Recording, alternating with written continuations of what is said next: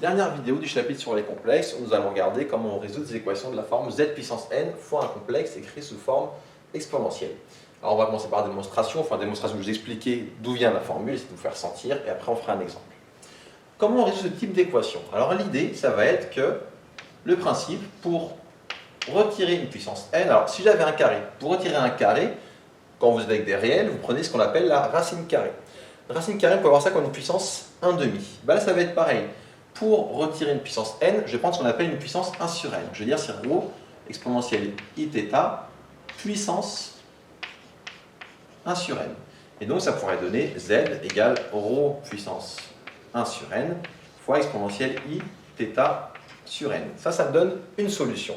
Mais ça ne me les donne pas toutes. Pourquoi ça ne me les donne pas toutes? Parce que ce que je peux observer, c'est que, en vrai, l'exponentielle iθ, ça vaut la même chose que l'exponentielle iθ plus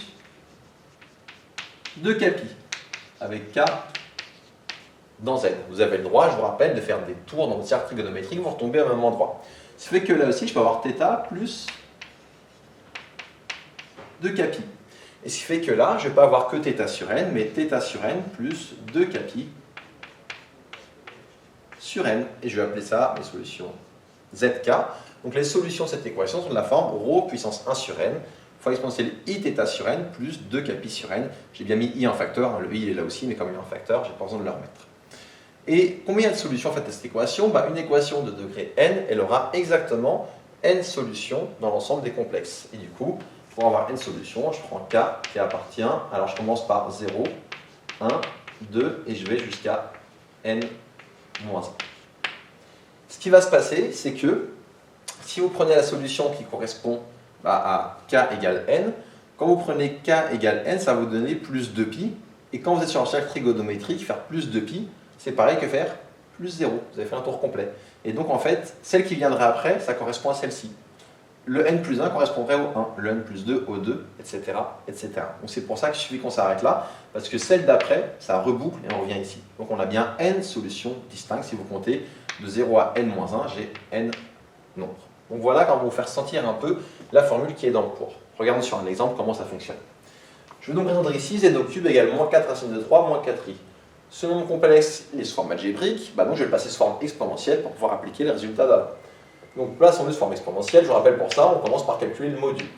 Donc moins 4 racine de 3 moins 4i, je calcule son module.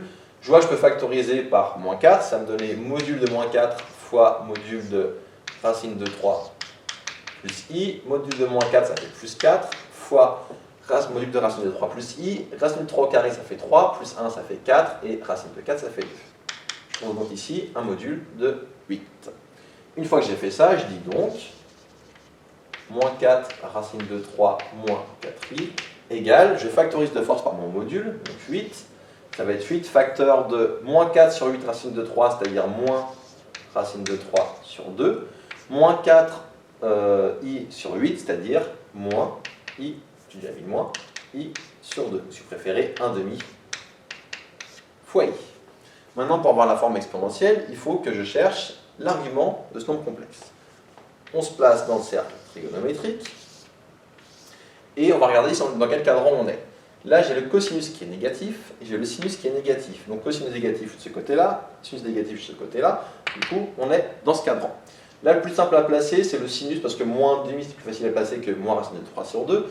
Le sinus vaut moins 1/2, du coup, je vais être ici. Et donc, à cet endroit-là, je vais correspondre. Alors, si vous n'êtes pas très à l'aise avec le cercle trigonométrique directement, vous pouvez essayer de vous, avec le fait qu'on est moins 1/2, il faut vous poser la question, qu'est-ce qui serait passé si j'avais eu 1/2? Pour le 1/2 du sinus, ça correspondrait à ici, et si vous regardez bien, je vais faire plus propre. Ici, ça correspond à pi sur 6. Du coup, là, grosso modo, ce que j'ai fait pi plus pi sur 6 pour arriver là. L'angle qui est là, si vous voulez, l'angle qui est là, c'est le même que celui qui est là. Donc, j'ai fait pi plus cet angle-là, c'est-à-dire pi plus pi sur 6, qui donne 7 pi sur 6. Autrement dit, ce nombre complexe, il vaut 8 exponentielle i 7 pi sur 6. Vous auriez aussi bien pu prendre, bien sûr, moins 5 pi sur 6, c'est pareil. Et une fois qu'on a cette chose-là, pour résoudre, je peux donc dire que les solutions vont être z indice k égale. Je vais prendre 8 puissance 1 tiers, facteur de exponentielle i 7 pi sur 6 plus 2k pi, et le tout fois 1 tiers. Là, j'ai une parenthèse en trop. Avec, je mettrai après le k appartient à quoi, donc je trouve au final zk qui vaut 8 puissance 1 tiers, ça correspond à la racine cubique de 8. Si vous savez que 2 au cube donne 8, 8 puissance 1 tiers, ça fait donc 2. Ça ne va pas tout le temps tomber pile. Quand ça tombe pas pile, vous laissez puissance 1 tiers et puis c'est réglé. Donc ça va donner 2 exponentielle de i. 7pi sur 6 fois 3, ça va donner 18. Plus 2k pi sur 3. Et je mets le i en facteur.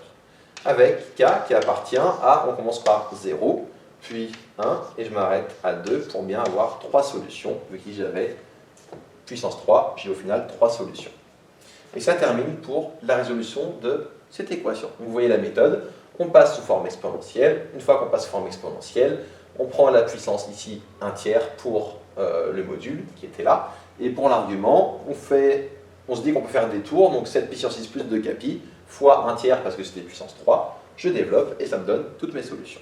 Donc ça termine cette dernière vidéo sur le chapitre des complexes.